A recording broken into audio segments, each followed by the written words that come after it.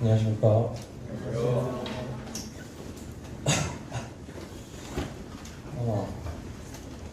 이제 다녀오려고 전에 찬양을 좀 살살 해야 되는데 너무 힘줘서 공병같이 하려다 보니까 목이 갔어요. 이해해 주시길 부탁드리겠습니다. 먼저 습하고 이렇게 무더운 날씨 속에서도 주님의 은혜와 평화 가운데 저희 성도들을 이렇게 수요집회로 모일 수 있도록 인도하시고 교제 나누게 하시면 하나님 아버지께 모든 영광과 감사를 올려드립니다. 비가 어제까지 계속 오다 오늘은 또 비가 안 왔어요. 맑은 날씨에 더운 무더운 날씨가 됐는데 26일을 기점으로 장마가 끝이 난다고 합니다. 중부지방 쪽이요. 이번 장마로 인해서 남부 쪽이나 저기 경기도, 오산, 평택 이런 쪽에 피해가 많이 있었다고 하는데, 근데 제가 평택 사는 친구한테 전화해서 물어보니까 아무 일 없었다고 그러더라고요. 근데 어쨌든 성도님들 가정과 또 지방에 계신 가족분들 피해가 없으시기를 많지 않으셨기를 바랍니다. 장마는 끝이 났지만 이제 태풍도 올 거고 무더위가 시작되죠. 무더위 시작되고 또 요즘은 기후 변화로 인해서 비가 진짜 갑자기 막 쏟아지고 그런 일들이 있습니다. 어저께인가 뉴스를 봤는데 말라리아 병이 유행을 한다고 해요. 예전에는 저기 휴전선 근처 쪽이나 군인이나 그쪽에 사는 사람들 주로 걸렸는데 요즘은 서울에서도 이제 몇 번씩 나온다고 해요. 강서 쪽에서 2명 그랬고 그랬다고 하는데, 이게 기후 변화 때문에 말라리아가 서식하기, 말라리아 모기로 인한 병을 옮기잖아요. 서식하기 좋은 환경들로 변해가고 있다고 합니다. 조심하시고요. 말라리아는 백신이 없어요. 그래서 걸리면은 바로 병원에 가면 치료제가 있기는 한데 말라리아인지 아닌지 잘 구분이 힘들다고 해요. 그러니까 건강에 유의하시기를 바랍니다. 이렇게 비가 막 갑자기 올 때, 이럴 때만 되면, 여름만 되면 트라우마처럼 2년 전에 그 강남 침수 사태가 떠오릅니다. 저한테는 굉장히 트라우마가 돼 있어요. 근데 그래서 비만 좀 거세게 내리면 막 무서워요. 무섭고 두려운 마음이 드는데 그 홍수 가운데서도 이렇게 저희 가정을 건져내신 하나님의 놀라우신 그 사랑과 은혜와 역사하심을 또 생각이 되면 생생히 이렇게 기억이 나면서 감동이 되는 것 같습니다. 다시 한번 주의 날개 그늘 아래 우리 성도들을 피하게 하셔서 비로 인해서 또 무더위로 인해서 또 목이나 각종 병들에 의해서 어떤 피해도 없게 하실 줄 믿습니다. 지난 주일 보령 중앙로 모임 최종호 형제님 모시고 은혜의 말씀과 간증을 들었는데요. 주님의 말씀을 항상 가슴에 두고 순종하여 복음의 씨앗을 뿌리고 결실을 맺는 그런 놀라운 일들을 듣고 또 화면으로 이렇게 보게 되면서 이 공산주의 국가에서 그 아주 힘들잖아요. 그런 어려운 상황에서도 불평보다는 감사와 또 섬김과 희생으로 주님을 섬기고 성도들을 섬기시는 그런 형제님 가정과 그곳에 또 지금 세워져 있고 지금도 주님을 힘써 섬기시는 많은 성도님들이 계시다는 것을 보고서 좀 새롭고 놀라운 감동이 있었습니다. 그에 비해서 우리는 이 주님께서 허락하시고 베풀어 주신 이렇게 좋은 환경과 참 생활들 속에서도 불평과 불만과 핑계를 대면서 주님 마음을 또 서운케 해드리고 있지는 않은가, 이런 생각을 하면서 반성의 시간을 좀 갖게 되었습니다. 주님께서 우리 나라와 모임과 각 가정에 베풀고 부어주신 수많은 은혜와 복을 잊지 말고 항상 감사하면서 이 가벨탑 쌓듯이 우리의 욕심과 이기심을 쌓는 것이 아니라 먼저 주님 나라를 위해 섬기고 힘써 섬기고 나누는 지혜와 결단들이 필요하다라는 생각을 해보았습니다. 다시 한번 세계 각지에서 주님의 복음을 전하고 지키는데 힘써 수고하시는 모든 형제 자매님들을 위해서 힘써 기도하고 또 동역해야 될 줄 믿습니다. 이렇게 수요집회 오랜만에 와서 성도님들께 뵈면은 송구하는 마음이 가장 커요. 이렇게 이런 날에만 이렇게 오는 것 같아서 참 송구하고 죄송스럽습니다. 이 단어를 사용하기 전에 항상 수다하는 사람같이 하나님의 말씀을 혼잡하게 하지 않고 곧 순전함으로 하나님께 받은 것 같이 하나님 앞에서와 그리스도 안에서 말씀 전하기를 기도하고 준비하는데요. 아무래도 말씀의 은사가 너무나 부족한 저희이기 때문에 혹여나 잘못된 지식과 말씀으로 성도님들 마음을 어렵게 하지는 않을까 항상 걱정이 됩니다. 항상 걱정이 되는데 부족하더라도 이해해 주시고 넓은 마음으로 이해해 주시고 가르쳐 주시기를 부탁드리겠습니다.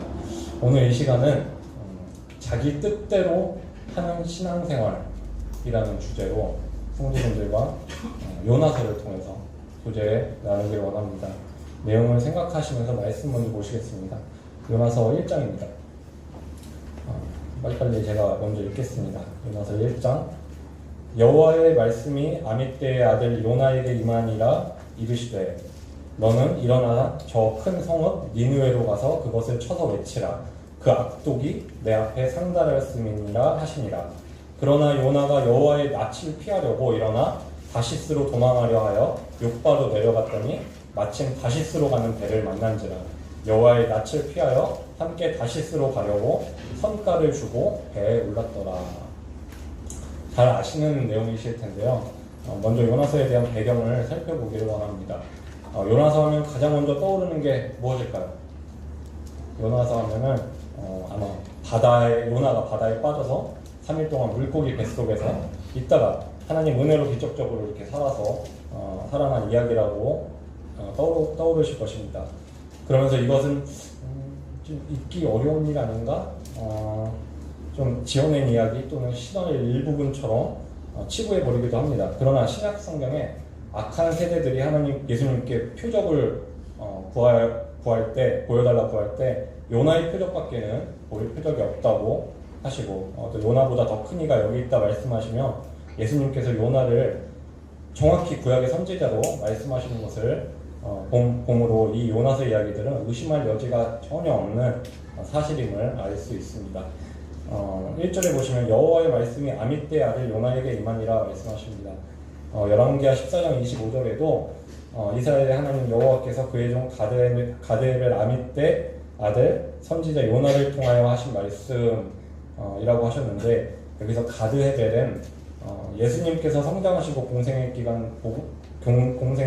기간 동안 복음 전도 사역의 주 무대가 되었던 갈릴리 지역을 가리키고 있고 요나의 아버지인 아미떼의 이름의 뜻은 참됨, 진리 이런 뜻이라고 합니다. 그리고 요나의 이름은 비둘기, 집비둘기라는 이런 뜻을 갖고 있는데 노아가 방주에서 이제 홍수가 끝나고 40일 후에 물이 얼마나 감했는지 알아보려 내어보낸 첫 번째 이제 동물이 비둘기였죠. 비둘기였고 그 비둘기가 연한 감람나무 잎을 물고 돌아오는 것이 이 비둘기였어요. 비둘기였던 것과 또 예수님께서 침례를 받으실 때 성령이 비둘기같이 임하셨잖아요. 그런 말씀들을 통해 볼 때 비둘기는 좋은 소식, 좋은 희망 이런 것들을 가져다 준 의미로 쓰여지지 않았나 생각을 해봅니다. 하나님께서 어떤 말씀으로 이스라엘 선지자 요나에게 임하셨는지 2절에 보시면 요나에게 너는 일어나서 저 큰 성읍 니느웨로 가서 니네 사람들의 악독이 내 앞에 상달하였음을 외치라고 말씀하십니다. 여기서 큰 성읍 니느웨라고 나오는데요. 니느웨는 오랫동안 이스라엘 백성들을 괴롭혔고 북이스라엘을 멸망시켰던 아수르 제국의 마지막 수도였습니다.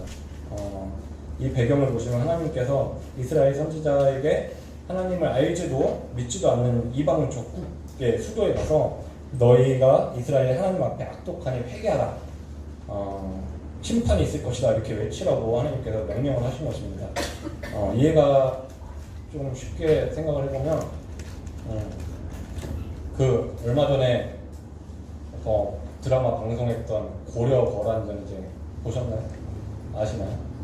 저는 드라마 잘 안 보는데 최수종 배우가 오랜만에 사극으로 출연한다고 해서 좀 봤는데 요즘 아이들은 강감찬이 최수종인 줄 알겠죠?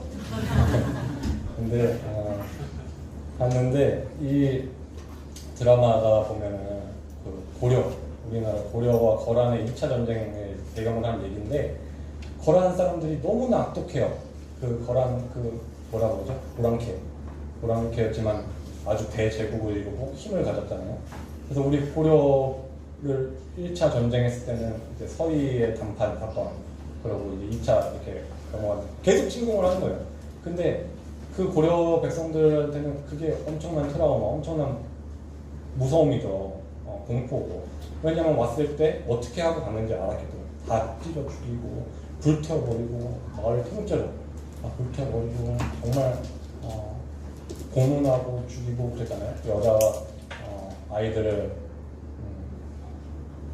범하고 포로로 데려가고 막 그런 상황이었다고 해요. 근데 또 생각해보면 우리나라 일제시대 가깝게 보면 수많은 우리나라 침략을 당한 이제 나라인데 일제시대 때 보면은 참 마루타로 막 쓰이고 우리 백성들을 갖다가 막 어마어마한 수를 갖다가 한 곳에 생매장시키고 참 그런 일들이 있었잖아요. 그래서 일본 사람들한테 조금은 감정이 좋지 않은 것도 사실이잖아요. 겪진 않았겠지만.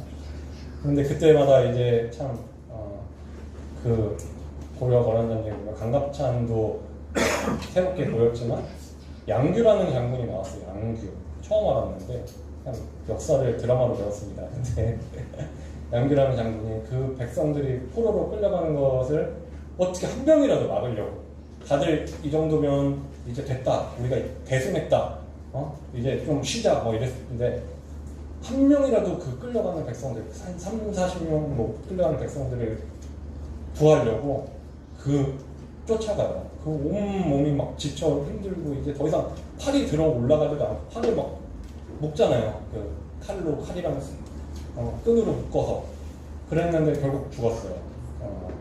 그렇게 전사한 그런 장군들도 보고 우리나라 또 일제시대 때 참 윤봉길 의사, 안중근 의사, 유관순 열사 참 대단하신 분들 많잖아요. 나라를 사랑하는 마음으로 그렇게 하신 거잖아요. 이 요나도 나라를 엄청 사랑하는 선지자였어요. 이제 그런 적국에 가고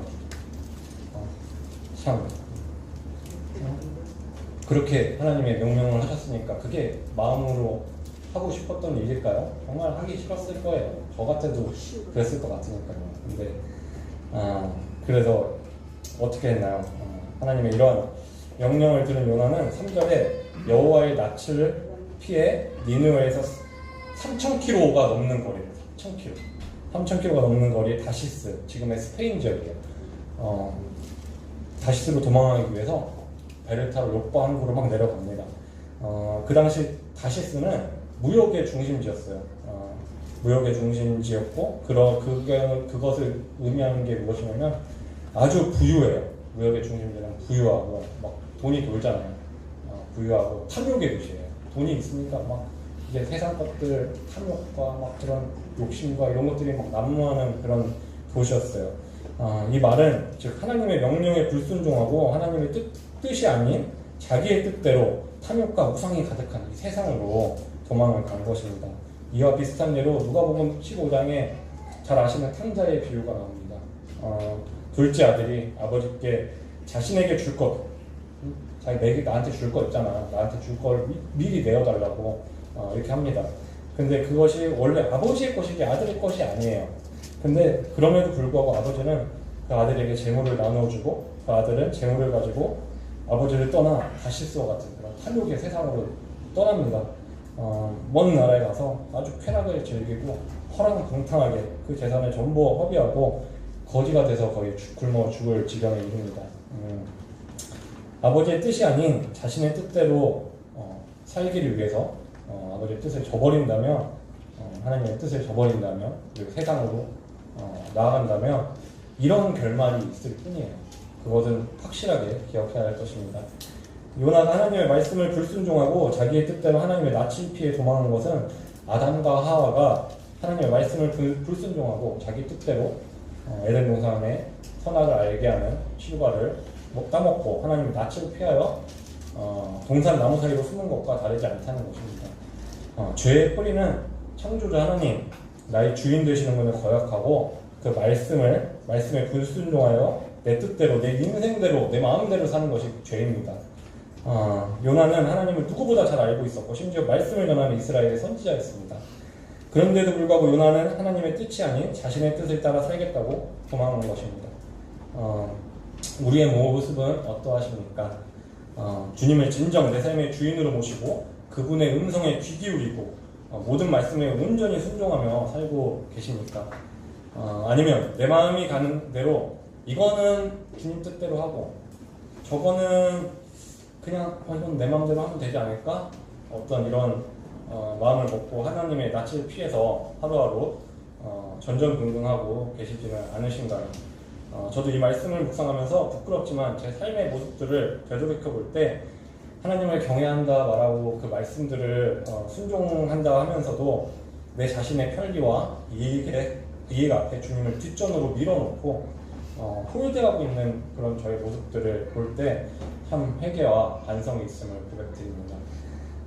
주님의 뜻이 아닌 자기 뜻대로 하는 신앙생활은 곧 죄임을 기억해야 할 것입니다. 주님의 거룩한 자녀들이잖아요, 우리는. 주님의 자녀들은 매일의 삶에서 주님의 뜻에 따라서 거룩한 예배자의 삶으로 주님 앞에 드려지기를 힘써야 될 줄 생각이 됩니다. 그런데 일주일에 단 하루, 주일이죠. 주님의 날 중에서도 단 1시간 주님의 떡과 잔을 두고 자기를 기념하라 명하신 대로 드리는 이 예배 시간이 어떤 시간이신가요? 일주일에 1시간이면 168시간 중에 1이에요. 168분의 1. 단지 나에게 주어진 168시간 중에 1시간. 어떤 의미가 있을까요? 저는 사실 예배 시간이 1시간이 아니라 1시간 반은 됐으면 좋겠어요. 다 아무도 표정이 안 좋아하시는데 예배 시간이 길면 더 좋은 거 아닌가요? 주님 앞에 찬양과 예배와 감사를 드릴 수 있는 시간이잖아요. 지존하신 하나님, 높으신 만왕의 왕께서 이 자격이 전혀 없는 나 같은 자, 낮고 천한 나 같은 죄인을 위해서 자기 독생자 아들을 희생 제물로 내어주시고 그 아들 예수 그리스도께서 아버지의 뜻에 순종하셔서 그 아버지의 진노와 저주를 온몸으로 받아내신 거예요. 온전히 받아내시고 그 칠흑 같은 암흑 속에서 아무도 자기의 편이 없는 거야. 아버지조차도 자기를 버렸으니까요. 그 칠흑 같은 암흑 속에서 혼자 아주 홀로 외로이 자기 생명을 내어주심으로 우리를 죄로부터 완전하게 구원하신 그 사실과 죽음에서 다시 부활하심으로 우리를 의롭게 하시고 영원한 생명으로 인도하십니다. 또 다시 오실 약속의 주님 다시 오신다고 하셨잖아요. 그 은혜와 사랑을 기억하며 드리는 이 거룩한 예배의 시간에 사도 바울이 너희 몸을 하나님의 기뻐하시는 거룩한 산제물로 드리라 이렇게 말씀하셨는데 이는 너희 드릴 영적 예배니라 말씀하신 대로 정말 하나님의 뜻대로 온전히 드리시는 예배가 되기를 저와 성도님들이 예배가 되기를 참 간절히 간구합니다.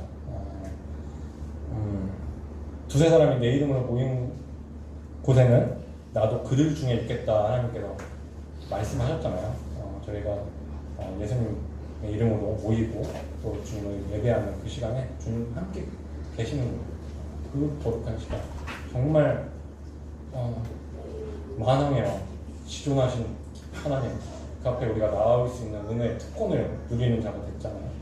너무나 감사한 시간입니다. 근데 나의 뜻대로 그냥 예배 그냥 맞춰서 와서 앉아있다가 드리고 남들 하는 것대로 그냥 좀 하다가 그렇게 하면 안 돼요. 예배 나는 내 감사 드리고 그 다음부터 졸면 하나님이 여기서 바라보고 계시는데 어떤 마음이실까요? 얼마나 마음이 아프실까요?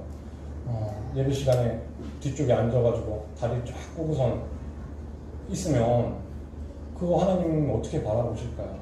저도 항상 의자에 앉을 때 다리를 까요. 그게 편해요.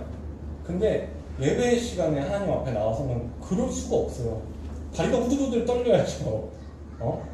근데 다리를 꼬고 있는 뭐 그럴 수도 있어요. 근데 그런 그 유튜브 쇼츠 같은 거에 그런 거 봤어요. 한국 대통령이랑 미국 대통령이 방한하는 거예요. 근데 밥을 먹으러 병사 식당에 갔어요. 근데 가운데 병사가 앉아 있어요. 그래가지고 미국 대통령, 한국 대통령 서로 얘기를 해요. 병사가 이렇게 앉아 있는데 밥이 넘어가겠어요? 민정진이 가장 최근에 갔다 왔잖아요. 안 갔구나. 예상해. 밥이 넘어가요? 안 넘어가죠. 거기서 막 맛있게 먹고, 같이 얘기도 하고 하우유 막 하면은 내가 인정해. 그런 사람이 예배당 나와가지고 다리 꼬고 있으면 그럴 수 있다 뭐 인정하겠지. 인간인데 세상 왕들 앞에서도 힘든 일이잖아요.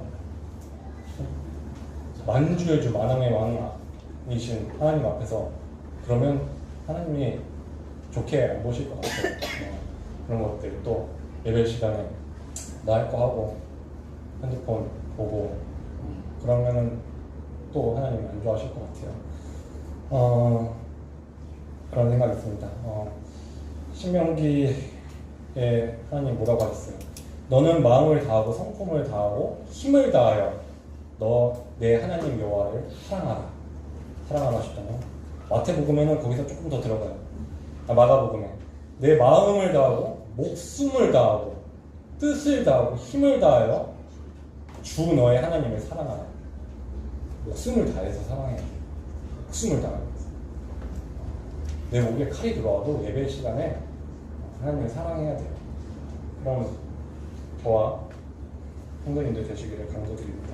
다시 말씀으로 돌아와서 하나님께서 요나를 어떻게 하셨을까요? 하나님을 피해 순조로운 도망이 될 줄 알았던 요나는 결코 하나님의 손에서 벗어나지 못하게 됩니다. 4절에 보시면 여호와께서 대풍을 바다 위에 내리심에 바다 가운데 폭풍이 대작하여 배가 거의 깨어지게 된지라. 하나님께서는 엄청난 폭풍을 일으키시고 다시스로 도망하는 요나의 배를 덮치게 하십니다. 그러자 어떤 사고는 두려워서 자기의 막 신에게 빌고 막 물건을 막 가볍게 하려고 물건을 바다에 막 메어 던지고 막 자기들이 할 수 있는 것들을 하는 거죠. 그때 3장에 배 밑에 깊이 잠든 요나를 배 밑에 잠들었다. 하나님의 낯을 피해서 도망가고 있는데 이미 배 밑에까지 들어가서 숨는 거예요. 왜? 두려우니까. 근데 그 배 밑에 있는 요나를 깨워서 우리가 죽지 않게 너희 하나님께 구하라고 막 해요. 그래도 가라앉을 위에게 놓이자 결국 요나는 자기가 하나님을 피해 도망해서 이런 재앙이 일어났으니까 자기를 바다에 내어 던지라고 합니다. 결국 선원들은 요나를 바다에 던짐으로 폭풍이 가라앉게 되었고 요나는 하나님을 이렇게 살게 됐어요. 이제 선원들을 살게 되었고 하나님을 크게 두려워하며 제물을 드리고 서원하였으며 근데 하나님께서는 큰 물고기를 이미 예비해서 요나를 삼키게 하시고 3일 동안 그 물고기 뱃속에 있게 하셨다 이렇게 기록되어 있습니다. 이처럼 하나님께서는 우리가 죄를 짓고 살도록 내버려 두지 않으십니다. 때때로 하나님의 뜻이 아닌 내 뜻대로 내 마음대로 살 때 나의 기대와는 전혀 다른 폭풍으로 나에게 다가오실 때도 있다는 것입니다. 폭풍도 은혜요. 바다에 내어 던짐도 은혜요. 예비하신 물고기도 은혜고 하나님을 경외하고 회개할 수 있게 하심도 은혜인 줄 믿습니다. 우리의 인생 가운데 폭풍으로 나를 바다에 빠지게 하는 일들이 일어날 때 곧바로 내가 주인 되어 살던 나의 내 뜻대로의 신앙을 버리고 주님 앞에 바로 회개하고 주님 뜻대로 돌이키는 지혜가 있게 되시기를 간구드립니다. 때로는 아무리 기도하고 구해도 하나님이 나의 기도를 외면하시고 침묵하시는 것처럼 느껴질 때가 있습니다. 하지만 이것이 모두 결국엔 나를 사랑하신 하나님의 사랑이자 하나님의 뜻임을 알게 된다는 것입니다. 그렇기 때문에 나의 기대와는 좀 다를지라도 감사함으로 순종해야 될 줄 믿습니다. 세상에 믿지 않는 사람들은 그 물고기가 이제 고래냐 상어냐 뭐 이런 것들에 관심을 갖고 어떻게 사람이 물고기 뱃속에 3일 동안이나 살아낼 수 있냐 거짓말이다 이렇게 하겠지만 우리는 하나님이 하신다면 하시는 줄로 하나님께서는 능치 못함이 없으신 줄로 믿습니다. 2장의 물고기 뱃속에 들어와 죽음을 앞둔 요나는 그제서야 부르짖으며 하나님께 기도합니다. 하나님의 뜻에 불순종하고 자기 뜻대로 하나님의 낯을 피하여 욥바로 내려갔고 다시스로 가는 배를 탄 후에도 배 밑창까지 내려갔으며 폭풍을 만난 후에는 바다에 던져져서 바다 및 산의 뿌리까지 내려간 뒤에야 죽음 앞에서 내 생명의 구원자 되시며 나의 기도를 들어주시는 분, 은혜의 하나님이심을 깨닫게 된 것입니다. 하나님의 선지자로 하나님을 믿고 살았지만 은혜를 모르는 이방인과 같은 삶을 감사하지 못했던 그런 이방인과 같은 삶이었다는 걸 깨닫고 회개하고 감사함으로 나와서 서원할 때 2장 10절에 여호와께서 그 물고기에게 명하시며 요나를 육지에 토해내니라 말씀하십니다. 내 힘으로는 더 이상 아무것도 할 수 없을 때 그 물고기 뱃속에 숨막힌가 그 어둠 속에서 죽는 것 말고는 희망이 없어 보일 때 나를 죽이고 주님만 바라보시기를 원합니다. 내가 죽으면 하나님께서 일하기 시작하십니다. 내 뜻을 죽이면 그때부터 하나님이 일하기 시작하십니다. 3일 동안 요나가 물고기 뱃속에서 죽음의 문턱까지 갈 때도 하나님은 일하고 계셨습니다. 물고기를 움직이셔서 요나를 니느웨로 옮기셨습니다. 3장에 하나님을 피해 자기 뜻대로 도망했던 요나는 그렇게 오기 싫었던 바로 그 니느웨에 도착했습니다. 분명 3일 전 욥바 항구에서 다시스로 가는 배를 탈 때만 해도 하나님부터 완전히 도망해서 내가 하기 싫었던 일, 주님의 뜻을 저버리고 하기 싫은 일 이제 안 해도 되고 저 부요함과 쾌락과 저 즐거운 그런 도시에 가서 참 내 청자와 같이 이제 내 마음에 흡족한 일만 할 수 있겠거니 이런 기대를 갖고 갔을 텐데 3일 전만 해도요.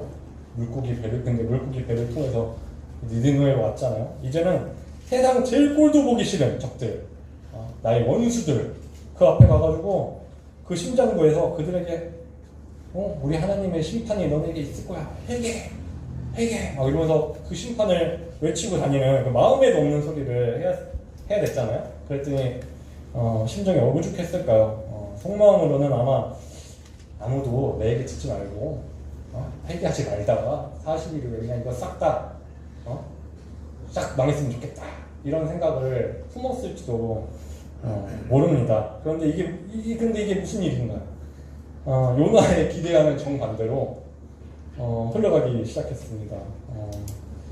우상을 숭배하고 죄악에 물들었던 니느웨 백성들과 왕까지 모두 하나님을 믿고 금식하고 사람이나 짐승이나 모든 굵은 배를 입고 하나님 앞에 엎드려서 막 부르짖으며 회개를 하는 것입니다. 그러자 10절에 하나님이 그들의 행한 것, 곧 그 악한 길에서 돌이켜 떠난 것을 감찰하시고 뜻을 돌이키사 그들에게 내리리라 말씀하신 재앙을 내리지 아니하시니라. 하나님께서 니느웨 백성들의 회개를 들으시고 감찰하시고 뜻을 돌이켜 재앙을 거두신 것입니다. 그러자 요나의 반응이 어땠을까요? 회개했구나. 이 하나님의 역사를 막 바라봐라. 정말 내가 이 일을 잘했구나. 내 뜻이 아니었지만 하나님의 뜻대로 하니까 이런 놀라운 역사가 일어났구나. 그랬을까요? 그게 아니죠. 예상하신 대로 4장 1절에 보시면 요나가 심히 싫어하고 노하여 이렇게 말씀에 나와 있습니다. 하나님의 뜻과 말씀을 대언하는 선지자의 직분으로서 요나는 이 12만 명의 불신자들이 하나님 앞에 회개하고 믿고 그분께 돌아서는 기적과 같은 그 부흥을 바라봤음에도 불구하고 그는 지금 이 마음이 상해 있습니다. 화가 났습니다. 심지어 그 분노한 이유가 하나님의 그 성품 때문입니다. 하나님이 일하심 때문에 분노하고 있는 겁니다. 왜 이렇게 화가 났을까요? 서두에 말했듯이 이스라엘의 사랑하는 백성이자 선지자로서 니느웨가 모두 없어져 버리는 것이 요나의 속뜻이었기 때문입니다. 그런데 그렇게 하기 싫은 일을 안 그래도 하기 싫었는데 그 일을 시키시는 하나님께서 결국 그들을 용서하니까 아주 심지가 뒤틀려 버린 것입니다. 우리의 모습과 많이 닮아 있지 않나요? 아무리 주님 말씀이라고 해도 내 뜻과 맞지 않고 내 기대와 내 판단에 맞지 않을 때 주님께 성내고 분노하는 모습이 그리고 결국 불순종하는 것이 마치 우리의 모습을 보고 있는 것 같습니다. 요나는 감히 하나님의 성품에 대해 비꼬듯이 말하는 것에 그치지 않고 3절에 여호와여 원컨대 이제 내 생명을 취하소서 사는 것보다 죽는 것이 내게 나음이니이다 말하며 하나님께 막 대드는 거죠. 그냥 죽이시래요. 이럴 거면 나 그냥 죽이세요. 막 이렇게 대드는 거예요. 아까 막 물고기 뱃속에서는 이제 하나님의 은혜를 깨닫고 감사하고 막 살려달라고 소원하더니 자기의 기대와는 달라지니까, 결과가 달라지니까 이제는 죽겠다고 하는 것이 참으로 어떻게 보면 막 어린아이들 떼쓰는 것 같은 그런 것과 별과 달라 보이지 않습니다. 우리 성도들의 삶의 모습도 이러지 않은가 생각이 됩니다. 성도들의 관계에서도 이런 모습들이 많이 있을 수 있습니다. 자기에게 잘해줄 때는, 나에게 내 마음에 흡족하게 할 때는, 저 형제는, 저 자매는 신실하고 믿음이 좋고 참 선하고 참, 그런데 어쩌다가 나한테 좀 상처되는 말을 한다거나 나에게 조금 잘 안 해주는 것 같고 서운하고 그런 감정이 들 때, 마음에 안 들 때는 바로 돌아서 막 화도 나고 뭐라고 하고 싶고 하고 막 이런 감정들이 생길 수 있잖아요. 그러면서 또 공동체의 평안이 깨지는 그런 일들도 있을 수 있습니다. 이런 것들이 요나가 하나님께 감사했다, 분노했다 하는 모습과 이렇게 많이 좀 닮고, 그런 일들이 성도들 안에서도 일어날 수 있다는 것입니다. 그런 거 보면서 제 자신도 돌아보게 되며 반성도 하게 됩니다. 그렇지만 우리 잠실모임의 성도님들은 모든 겸손과 온유로 하고 오래 참음과 사랑 가운데 서로 용납하고 평안에 매는 줄로 성령의 하나되게 하신 것을 힘써 지키시는 성숙한 믿음과 신앙을 가지신 줄로 믿어 의심치 않습니다. 4절에 여호와께서 이르시되 너의 성냄이 어찌 합당하냐 하시니라. 요나는 아직도 성이 잔뜩 난 채로 니느웨가 망하는 꼴을 꼭 봐야겠다는 심산으로 성에서 나가 동편에 자기를 위하여 초막을 짓고 그 그늘 아래로 들어갑니다. 그래도 내리쬐는 햇빛과 찌는 듯한 더위로 인해서 아주 괴로웠던 것으로 보입니다. 그때 하나님께서는 박넝쿨 있잖아요.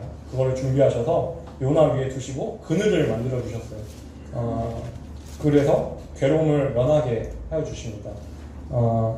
그러니까 언제 화가 나는 듯이 하나님이 베풀어 주신 그 박넝쿨을 인해서 요나는 막 기뻐요.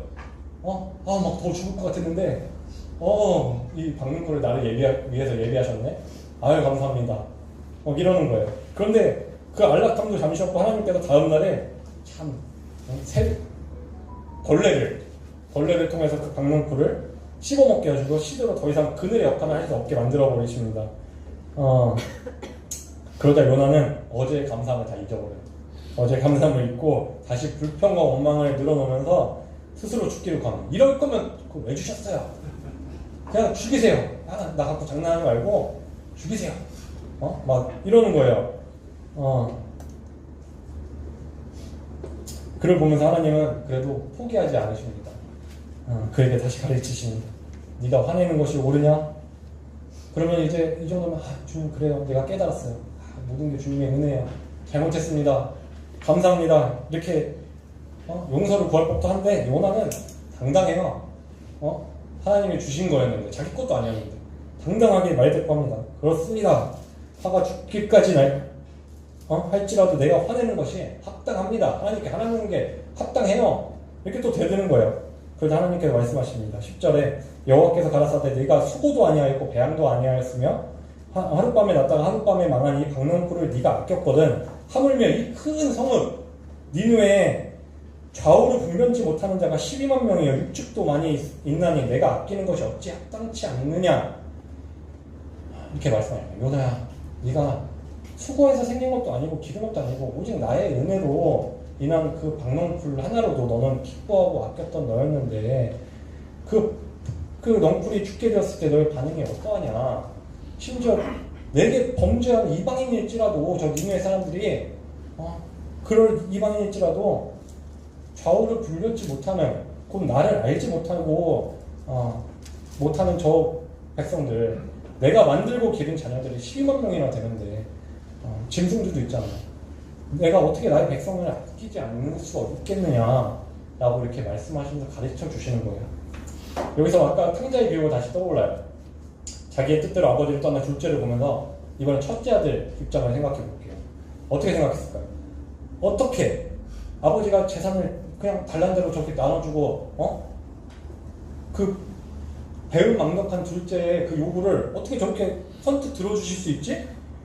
나는 이렇게 잘 섬기고 있는데 아버지를 옆에서. 근데 쟤는 아버지 떠나겠다는데 어떻게 그럴 수 있죠? 마음에 불만이 있었을 거예요. 결국 동생은 떠났고 그나마 이 아들은 아버지의 뜻이 이해가 가지 않았지만 아버지 곁에서 순종하고 열심히 섬겼어요. 그런데 어떻게 했어요? 모든 것을 다 허비하고 돌아온 이 둘째 아들. 둘째 아들이 그랬는데 돌아왔는데 아버지가 어떻게 되고 있어요? 살찐 송아지를 잡고 귀한 막 금가락지를 끼고 좋은 것을 입히고 막 그랬으니까 이 첫째 아들이 어떻게 했어요? 요나와 같이 아버지께 성을 내면서 분노합니다. 참 아까 그 요나가 성낸 것 같이 분노했어요. 처음에는 불순종했지만 자기 죄를 깨닫고 다시 아버지께로 돌아와 용서를 구하고 아들의 지위를 회복한 이 둘째 탕자와는 다르게 반면에 겉으로는 항상 아버지께 순종하고 섬긴 것처럼 보였지만 아버지의 뜻과 나의 뜻이 달라지자 순종하지 못하고 자신의 성내는 것이 합당한 것으로 여기는 이 첫째 아들의 이야기를 보면서 나의 뜻대로만 하는, 자기 뜻대로만 하는 이 신앙생활은 결국 하나님의 보시기에 합당하지 않은 것일 수 있게 된다라는 생각이 들었습니다. 내 기대와 내 뜻과는 다를지라도 주님의 뜻이라면 그 앞에 엎드려야 할 줄 믿습니다. 간증을 하나 하자면 이제 마지막으로 시간이 좀 길어졌는데 얼마 전에 저희 아들이 이제 운동하는데 서울시에서 주관하는 대회 나가게 됐습니다. 그 전에 한 1년 정도 됐는데 1년 전에는 그냥 취미로 하는 이런 5부 리그 팀에 있었다가 이제 1부 리그 이제 팀으로 옮겨 온 지가 1년이 됐어요. 전국에서 최고로 잘하는 아이들이 모인 팀으로 옮긴 거죠. 1년이 됐는데 그동안 여러 대회를 이렇게 출전을 했지만 이번 대회가 좀 특별하게 다가왔던 것은 아이가 처음으로 팀의 주장을 맡았어요. 우리는 항상 이제 저학년은 주장이 정해져 있지 않고 돌아가면서 해요. 대회 때마다 시합 때마다 이렇게 돌아가면서 하는데 한 대회 통틀어 이 대회를 하람이한테 주장을 맡긴 거예요. 총 3학년이 한 4, 50명이 있어요. 그 중에 15명이 있는 엘리트 팀에 하람이가 속해 있어요. 근데 모두 엘리트 선수이기 때문에 이 안에서 주장으로 대회를 치르려면 감독, 코치의 승낙만 있어서 그러니까 감독, 코치가 선임을 하지만 뿐만 아니라 팀원들도 인정을 해줘야 돼요. 이 친구가 주장이 만약에 그냥 아무나 달면 난리 나요. 근데 팀원들도 있는데 팀원들보다 더한 게 선수 부모들, 다른 선수의 부모들 납득해줘야 돼요. 다른 선수들 부모들이 그게 납득이 안 돼요. 왜? 내 아들이 더 잘하는데 왜 제가 주장을 달았어? 이러면 정말 괴로워요. 이 엘리트 운동이 거기에는 정말 시기와 질투와 정치와 이런 게 정말 들어가 있어요. 깜짝 놀랐어요. 근데 기싸움들 막 이런 게 있어요. 혹여나 주장으로 실수하거나 잘 못하면 바로 물고 뜯기게 돼요. 그런 마음이 드는 때문에 처음으로 저는 이 대회 통틀어서 가서 보지를 못하는 겁니다. 마음에 부담이 있어서 못 가겠는 거예요. 무서워. 근데 그래서 유튜브 라이브를 켜놓고서 이제 응원을 했는데 심지어 3학년 대회는 우리 아이들은 못 나가요. 항상 나가면 우승을 하니까 3학년 대회에서는 아무도 안 껴줘요. 4학년들 대회를 나가는 거예요. 4학년들 출전하는 대회를 오직 3학년 애들만 데리고 우리 팀만. 근데 그런 팀의 주장이었으니 제가 얼마나 걱정이 됐겠어요. 그래서 참 기도를 진짜 많이 했어요. 참 그런 때만 기도를 많이 한다 생각하실 수 있는데 기도를 좀 많이 했습니다. 주님, 저 골리앗과 같은 저 큰 형들 사이에서 다치지 않고 무사히만 경기 마칠 수 있게 지켜주세요. 주님의 뜻대로 인도하시고 용기와 지혜도 더해주세요. 새 힘을 또 더해주세요. 다윗과 같은 용기를 더해주세요. 이렇게 막 기도를 했어요. 근데 경기를 보면서 아까 찬스를 놓치거나 아까운 막 이런 상황이 오잖아요. 그 내 기대에 못 미치는 막 플레이가 나와요. 그러면 나도 모르게 막 화를 내고 아이 포기했어. 응? 그런 막 이제 탄성을 지르고 화를 내고 막 분하고 이런 모습을 지었어. 막 1등으로 지고 있다가 1대1 영으로 이기고 있다가 2대1로 역전이 됐어요. 근데 끝나기 2분밖에 안 남지 않았어. 주님 제발요. 주님 제발요. 한 골만요. 하나님 써주세요. 막 이러는 거죠. 근데 진짜 2분 남았는데 할아버지가 갑자기 막 딱 가로채가지고 돌파를 막 해요. 형들 사이를 다윗과 같이 골리앗들 사이에서 덩치가 엄청 커요. 얘만 작아요. 그 사이를 돌파를 해가지고 슛을 딱 때렸는데 골대를 막 땅 앞에 떨어진 거예요. 와! 주님 장난하십니까? 근데 그거를 딱 다른 친구가 동료가 건드려서 딱 넣었어요. 이제 2대2가 딱 된 거예요. 아, 그래도 다행이다. 지지 않으니까. 주장으로 나갔는데 치면 어떡해요. 다행이다. 이제 그러고 나서 경기가 끝나면은 페널티킥 같은 상황이 있어요. 3명씩 주자가 나와서 하는데 팀의 주장이랑 이제 그전에는 뭐 2번째, 3번째 주자가 나왔는데 주장이고 그 전 이제 연습샷부터 코치들이 하람이를 1번 주자로 내세우기 시작하는 거야. 그거 못 봐요. 그거 진짜 떨리고 긴장돼서 볼 수가 없어요. 그런데 1번 주자로 나와서 아주 환상적인 골을 넣었어요. 골을 넣고 또 치어나고 막 한 명 넣고 2번째 주자도 못 넣고 얘도 못 넣고 3번째 주자 넣고 넣었는데 2대2가 딱 된 거예요. 그러면 이제 보통 3명 나왔으니까 다른 애를 이제 시키기 마련이에요. 근데 하람이가 또 나온 거예요. 이제 데스게임이에요. 한 명씩, 이번에는 3명씩 나오는 게 아니라 한 명씩 그냥 끝나버리는 거예요. 못 넣으면. 근데 저쪽 팀이 이제 먼저 나왔어. 못 넣었어. 이제 근데 하람이가 또 나왔어. 막 속으로 우리 자매 그랬대요. 왜 하람이 내보내냐고. 다른 애들 많을 때 이거 못 넣으면 어떻게 해. 죄인 되는 거잖아. 근데 하람이 또 나왔어. 나도 이게 무슨 일이야. 왜 또 나왔어. 아까 좋았는데 그냥 거기서 끝났으면 딱 나왔는데 2번째 또 나왔어. 근데 주님 하시겠지. 주님 하시겠지. 그래서 막 그랬어요. 딱 넣고 끝났어요. 경기가. 와 이기고 난리가 났어요.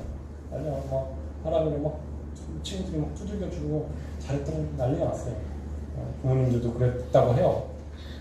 그렇게 이제 해고선 참 내 기대와는 달랐죠. 내 기대는 어땠어요? 막 멋있는 필드에서 골을 넣고 그래서 이겼으면 좋았겠죠. 근데 더 놀라운 방법을 하나님이 높여주셨어요. 더 극적이게. 그거를 보면서 와 하나님 놀랍구나. 하나님의 방법은 정말 놀라우시구나 이런 생각을 했어요. 그리고 막 감사를 드렸죠. 근데 이제 마지막 경기에서도 난 똑같이 감사를 드리고 역시 하나님은 그렇게 놀랍게 세우시는 분이다. 하나님은 능력을 주시는 분이잖아. 그래 봤잖아. 마음을 평안히 먹자. 근데 똑같아. 와 주님 제발요. 왜 그러시는 겁니까? 이러고 있어. 아까 그 요나랑 똑같아요. 제 모습이 그런 거예요. 근데 이번에는 뭐 이기긴 이겼는데 하나님이가 이제 내 기대와는 다르게 자매의 기대와는 다르게 골을 못 넣고 이렇게 플레이가 나쁘진 않았지만 그렇게 나왔어요. 그때 막 마음에 성남이 있잖아요. 근데 하나님이 저한테 그러시는 거예요. 얘야 왜 그렇게 화를 내고 있니? 말씀하시고 주님 근데 좀 도와주셨으면 좋았을 것 했잖아요. 막 이러고 있는데 하나님 그러셔. 얘야 네가 바라고 기도한 대로 나는 하나님이가 다치지 않고 이 대회를 무사히 마칠 수 있게 해줬지 않니? 이렇게 말씀하셔요. 그래서 너무 마음이 덜컹하면서 맞다. 내가 바라는 건 그건데 저 형들 골리앗 사이에서 다치지만 않고 즐겁게 나오게 해달라고 난 그렇게 기도를 했는데 내 욕심이 있었구나. 주님 죄송합니다. 제 성령이 합당하지 않았습니다. 잘못했습니다. 그렇게 회개를 했어요. 그러고 나서 이제 아이한테 전화를 했죠. 이 기쁜 소식을 전하려고 하나님이 이렇게 말씀하셨어요. 전화했는데 애가 풀이 죽어있어. 아빠 왜? 잘했어. 오늘 잘했어. 그랬더니 아니야 엄마가 나 너무 못했다고 혼났어. 나 너무 못했대 그러는 겁니다. 그래서 자매랑 이제 아이한테 아니야 오늘도 하나님은 아빠의 기도를 완벽하게 들어주셨어. 왜? 그러는 거예요. 완벽하게 응답해 주셨어. 네가 다치지 않고 즐겁게 경기해달라고 했는데 너 오늘 다쳤어? 아니. 너 오늘 즐거웠어? 그럼 된 거야. 하나님이 들어주셨잖아. 하나님 진짜 너를 사랑하시나 보다. 그리고 아빠의 기도를 정말 완벽하게 들어주셨잖아. 이렇게 얘기하니까 그때서야 이제 목소리에 풀이 주는 게 풀렸어. 그래? 나 잘했어? 그래, 잘했어. 이제 엄마한테도 그랬어. 화내지 마. 나도 화가 났는데 하나님 이렇게 말씀하셨어. 그러니까 이제 자매가 알았어. 그러고서 자매가 아이한테 사과를 했어요. 엄마 미안해. 그러니까 이제 아이가 막 기뻤나 봐요. 다시 자신감을 잡고 하나님한테 감사하는 그런 아이의 모습을 보면서 참 하나님의 뜻대로 세워나가시는 중이시구나, 이런 감사가 있었습니다. 그 이후로 저와 자매는 매 경기 우리의 뜻을 세우지 말고 주님의 뜻을 구하며 기도하고, 설령 결과가 우리 기대대로 되지 않더라도 감사하는 부모가 되자, 이렇게 마음을 먹고 교제하고 앞으로 그러기로 했습니다. 하나님께서는 내 뜻을 죽이고 하나님의 뜻대로 기도할 때 내가 원하는 것을 주시지 않을 때도 있어요. 내가 원하는 걸 주시는 게 아니라 주시지 않고 하나님이 보시기에 나에게 가장 필요한 것, 나에게 가장 좋은 것으로 예비하시고 또 연단하시고 공급하실 줄 믿습니다.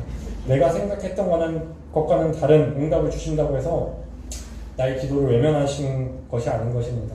하나님께서 허락하신 거라면 그 모든 응답에는 나를 향한 하나님의 계획과 사랑이 담겨있음을 온전히 믿고 항상 감사하는 저와 성도님들 되시길 간구드리며 오늘 교제를 마치도록 하겠습니다. 부족한 말씀 간절히 들어주셔서 감사드립니다. 찬양 특성을 하나 할까요? 제가 노래를 좋아하는 사람은 아니에요. 노래를 음치고 박치고 한데 너무 이 간증을 준비하면서 이 찬양이 되게 굉장히 힘이 됐고 너무나 힘이 돼서 정말 펑펑 울기도 하고 새벽에 사무실에 혼자 앉아서 이 찬양 들으면서 울고 기도하고 감사하고 있는데, 그래서 잘 못하지만 함께 나누기를 원합니다. 제가 가사를 잠실교회에 카톡방에 올려드리니까 가사 보시면서 함께 부르시면 좋을 것 같습니다. 거친 길이를 걸어갈 때도라는 찬양인데요. 들어갔나요? 네. 전체. 이거 양육반 들어갔어요?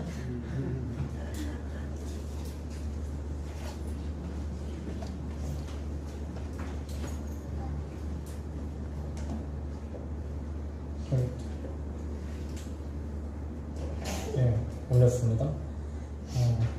근데 MR 이런 게 AR 이런 게 아니라 저는 같이 이제 나와요. 가사가 부르시는 이 마커스 워치 찬양팀인데 그냥 풀고 같이 하겠습니다. 어머님들도 같이 부르시면 좋을 것 같아요. 들리시나요? 네.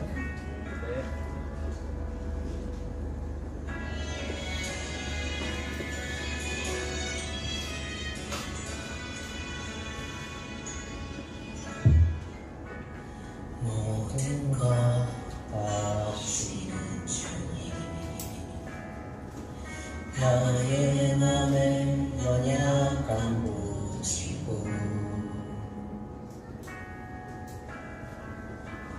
부족한 그것을 대로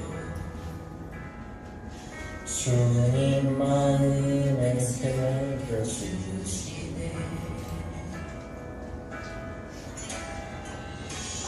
주님께 돌아간 마음 하나하나 헤아려 주시니 그 마음 그 아픔들 주님 손으로 품어주시네. 거친 길을 걸어갈 때도 험한 산이 앞을 막아도 대신 주님의 두 손이 나를 붙들게 주의 마음이 닿은 내 삶에 저리 슬픔을 씻으시네. 주님을 찬양, 주 이름을 찬양하네.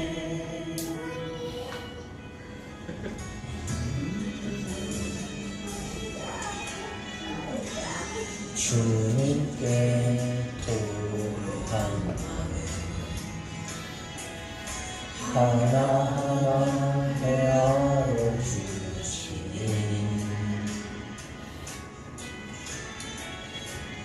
그 마음 그 아픔 주님 손으로 품어주시네. 거친 길을 걸어갈 때도 험한 산이 앞을 막아도 이 대신 주님의 두 손이 나를 붙드네. 주의 마음이 닿은 내 삶에 저기 슬픔을 씻으시네. 주님을 찬양, 주 이름을 찬양하네. 거친 길을 걸어갈 때도 험한 산이 앞을 막아도 빛 대신 주님의 두 손이 나를 붙드네. 주의 마음이 닿은 내 삶에 저린 슬픔을 씻으시네. 주님을 찬양, 주 이름을 찬양하네.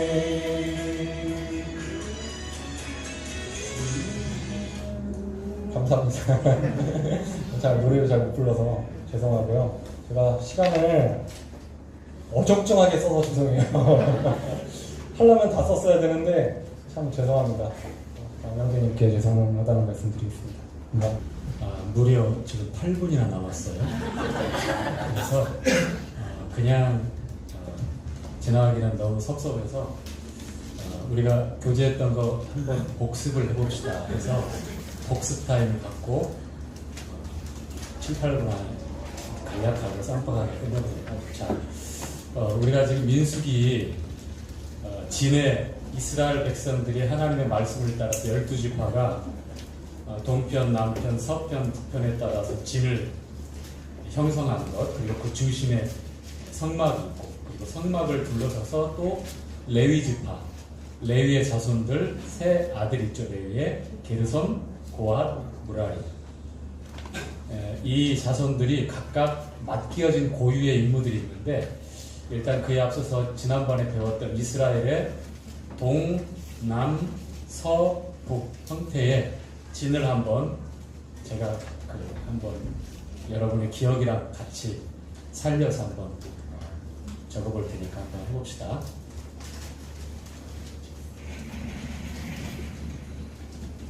자, 여기가 북부족이라고 하고, 여기가 남쪽, 여기가 동쪽, 여기가 서쪽이라고 해봅시다. 자, 그러면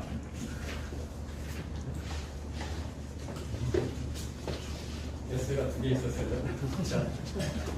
자, 이스라엘은 12아들이 있죠. 12아들. 그런데 이 12아들이 12지파에 다 맞진 않죠. 자, 복습이라고 그랬습니다. 자, 12아들. 자, 순서대로, 태어난 순서대로 하는 거예요. 자, 루벤부터 한번 시작하겠습니다. 잊어버리지 않도록 반복하는 거예요.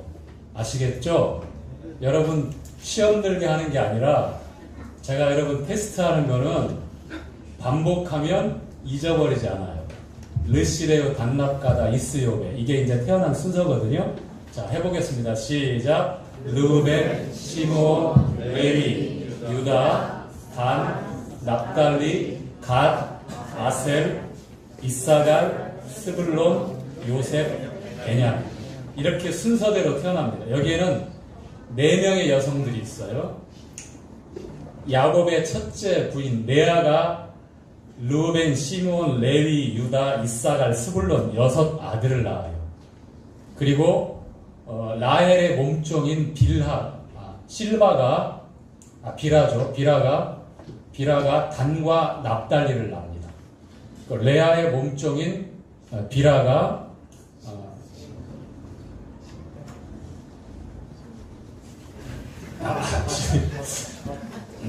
실바가 제가 지금 회로에 지금 이상이 왔어요. 갓과 아셀을 낳습니다. 그리고 그 제일로 사랑했던 아내 라헬이 누구를 낳죠? 요셉과 베냐민을 낳습니다. 안타깝게도 베냐민을 낳다가 가나안 땅으로 돌아오는 길목에 라헬은 그만 난상을 인하여 죽게 됩니다. 자, 이 12아들에서 레위는 빠져나가고 이 성막을 중심으로 해서 성직을 세습해서 해야 되는 고유의 일을 해야 되기 때문이고, 이스라엘의 다른 12지파를 대신해서 하나님의 소유로 대신해서, 대속입니다. 대신해서 이 레위 지파가 그 일을 감당하게 됩니다.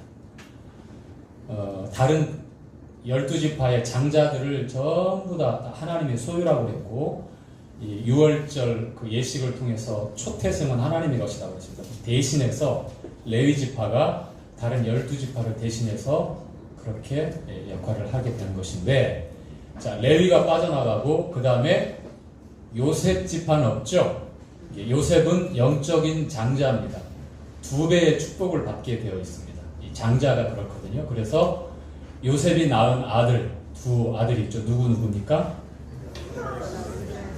장자가 므낫세고 차자가 에브라임입니다. 그런데 나중에 야곱이 49장에 보니까 예언할 때, 전장에 보니까 예언할 때 이 우수와 좌수를 어긋맡겨서 차자인 에브라임의 머리에 오른손을, 장자인 므낫세의 머리에 왼손을 합니다. 그래서 요셉이 그걸 싫어했지만 바꿔 주세요라고 했지만 아니다. 하나님께서 에브라임을 더 크게 하실 것을 그렇게 예언하셨던 내용이었어요. 그래서 에브라임, 므낫세, 항상 에브라임 먼저 나와요. 그쵸? 자, 고린도 교회에도 보면 바울의 동역자 중에 목숨까지도 내놓으려고 했던 부부 동역자가 있었어요. 누구죠? 아우, 제대로 말씀하시네. 항상 브리스길라와 아굴라 이렇게 성경에서 소개를 하니까 아굴라, 브리스길라라고 소개를 딱 한 번 나와요. 한 번 나옵니다. 왜냐하면 남편이 아굴라고 부인이 브리스길라거든요. 그렇죠? 그런데 이 브리스길라 이 자매님이 워낙 영적인 은사와 섬김의 내용이 바울을 동역하는 데 있어서 그 어떤 형제님 못지않게 일꾼으로서 아주 많은 부분에서 수고하고 헌신하기 때문에 그 뒤에 브리스길라, 아굴라라고 이렇게 소개가 되어죠. 아굴라 형제님 어디가 조금 모자란 게 그런 게 아니라 상대적으로 비교했을 때 브리스길라 이 자매님이 교회를 섬기는 것, 바울의 선교 사역과 복음 전환이 동역을 하는 것을 너무 크게 하시기 때문에 일꾼으로서 그렇게 소개를 하게 된 거예요. 이게 이제 원리적으로 성경적인 질서를 바라볼 때에 뭔가 좀 보기 좋은 그런 모습은 아니지만 그럼에도 불구하고 예외가 있어요. 마치 사사기에 보면 드보라라고 하는 여선지자가 바락이 당신 가지 않으면 나가겠다고 이렇게 남자가 그냥 새가슴이 되니까 여선지자 드보라가 바락 당신이 사사로서 역할을 감당해야 되는데 그 영광이 여인에게 온다. 그래서 이제 드보라가 또 그렇게 나서서 하나님의 일을 하게 되는 내용인데 이렇게 예외적인 내용이 소수로 나옵니다. 그런데 이게 원리는 아니에요. 그러니까 우리 자매님들 가운데도 혹시나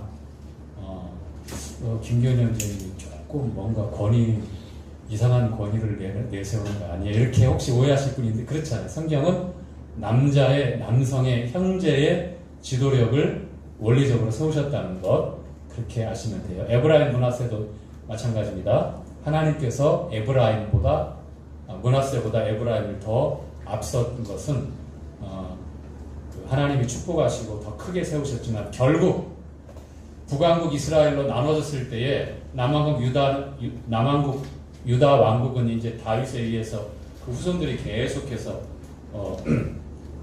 마지막 시드기야 왕까지 멸망할 때까지 이제 계속 이어지지만 북왕국 이스라엘은 여러 번부터 시작해서 3일 만에 또 왕이 바뀔 때도 있고 막 난타전 계속 죽이고 뺏고 빼앗기는 그러한 그 왕권 쟁탈전이 끊이지 않아요. 거기는 뭐 정통성도 없고 우상을 섬기고 레위인들이 제사장들이 다 내려왔거든요. 그런데 북왕국 이스라엘을 대표하는 지파가 바로 에브라임이었어요. 에브라임. 사사기에서도 보면 에브라임이 아주 그 목소리를 크게 내고 그러다가 큰 코를 다치잖아요. 그쵸? 입다한테 아주 그냥 큰일 나요. 기드온은 그냥 좋은 말로 하고 그냥 넘어가는데 입다가 자기 딸까지 그렇게 희생하면서까지 안 좋은 상황인데 또다시 에브라임 지파가 시비를 걸었어요. 왜냐하면 그 지파가 가장 강력했고 대표적인 힘을 발휘했기 때문에 북왕국 이스라엘에서. 그래서 북왕국 이스라엘 하면 에브라임 이렇게 통할 정도로 대표하는 지파인데 안타깝게도 요한계시록에 나오는 12지파에는 에브라임 지파가 없어요. 사라져버려요. 이게 이제 우리에게 주는 교훈이 있어요. 겸손이라고 해요. 겸손. 자, 보시죠. 자, 기억을 살려서 자, 맨 동편에 여기에 지금 성막이 있는 거예요. 성막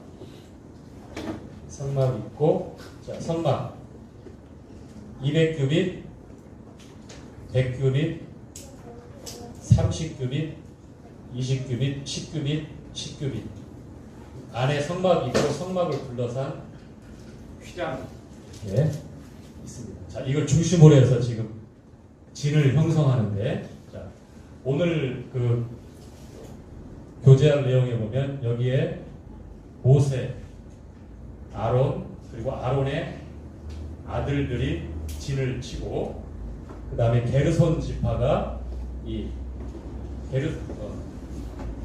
게르손 지파, 게르손의 가족들이 여기다 서쪽에다가 장막을 쳐요. 그리고 고핫 자손들이 남쪽에 치고, 그 다음에 브라리 자손들이 북쪽에 치고, 이 성막을 중심으로 했습니다. 그리고 여기를 둘러서서 이 진까지가 약 2000규빗, 약 920m 정도 떨어져서 그 다음부터 이 진을 또 장막을 치게 되는 거예요. 이해 가시죠?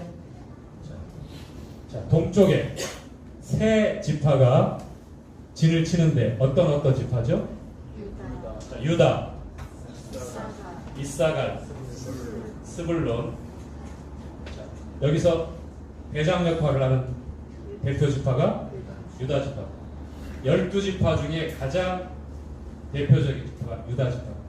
그래서 이스라엘을 상징할 때는 유다인이라고, 이스라엘 사람들 전체 왕가가 있대. 그 다음에 이제 남쪽입니다. 남쪽에 누구죠? 장자, 루벤, 그 다음에 시므온, 그 다음에 갓, 실바. 그러니까 레아의 몸종이, 그러니까 같이 레아의 아들들이잖아. 레아의 아들들, 그죠? 레아의 아들들 몸종 같은. 그래서 진을 칠 때에도 보면 한 배에서 혹은 그 엄마와 몸종 사이에 친밀감이 유대적으로 연결되어 있는 지파들이, 이게 시너지 효과를 내기 위해서 서로 다툼이 없이 서로 이해하고 서로 이 사람 내 사람 나눠지지 않고, 그래서 이 진을 형성할 때도 그렇게 하나님께서 명령하셨습니다. 자, 이제 서쪽입니다. 누구죠? 여기는 바로 라헬의 아들들이죠. 자, 요셉, 베냐민. 자, 요셉은 에브라임과 므낫세. 그래서 이 세 지파가 이쪽 서쪽에다가 진을 칩니다. 자, 마지막으로 이제 북쪽. 시간 지났으니까 이렇게 할게요.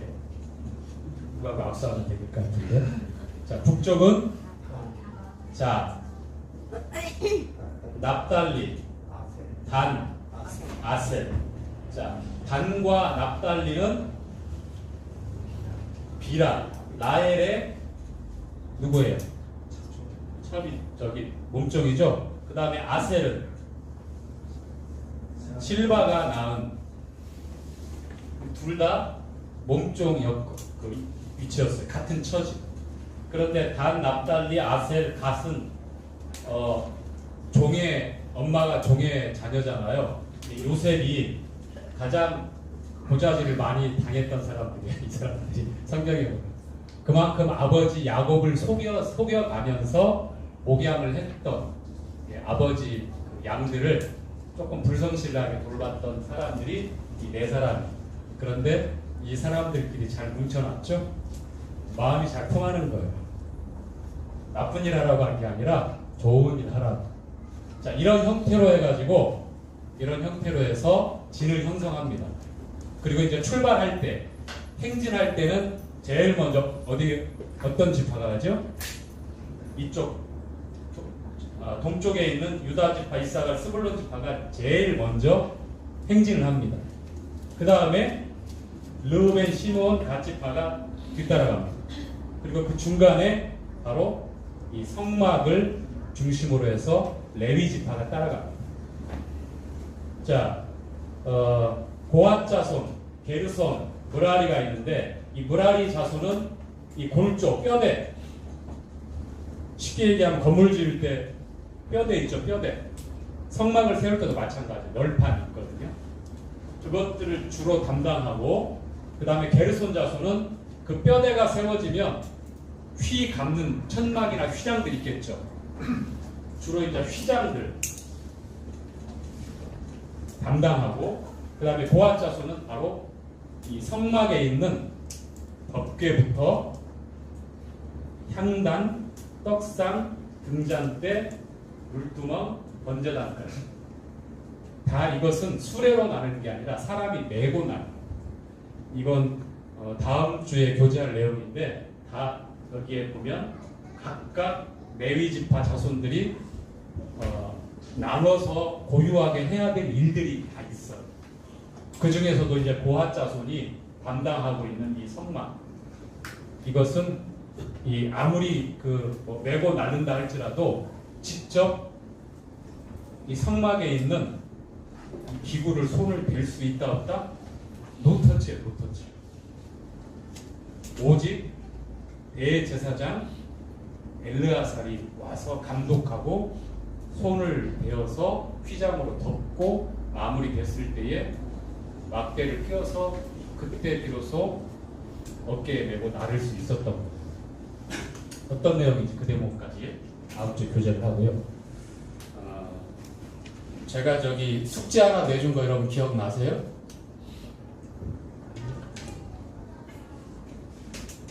게르손, 고핫, 므라리 7,500, 8,600, 그 다음에 6,000 얼마 나오는데 6,200 다 합치면 22,300이 나오는데 왜 22,000으로 계산했는지 숙제 내렸잖아요.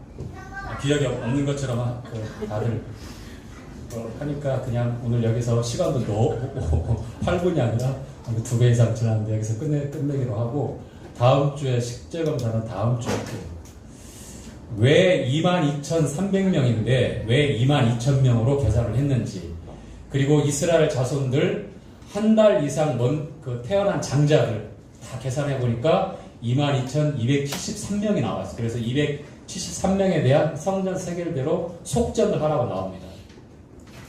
그 내용이 나오는데 같이 연결해서 교제할 텐데, 왜 22,300명이 아무리 봐도 22,300명 합해 보면 한 달 이상 된 레위인 계수했을 때에 7,500, 8,600, 6,200 했을 때에 22,300명이 나와요. 그렇죠? 계산 안 해보셨죠? 그런데 22,000명을 이렇게 소개를 합니다. 여기 굉장히 안 풀려지는 내용인데 그래서 숙제니까 한번 알아보시고 다음 주에 확인하시죠.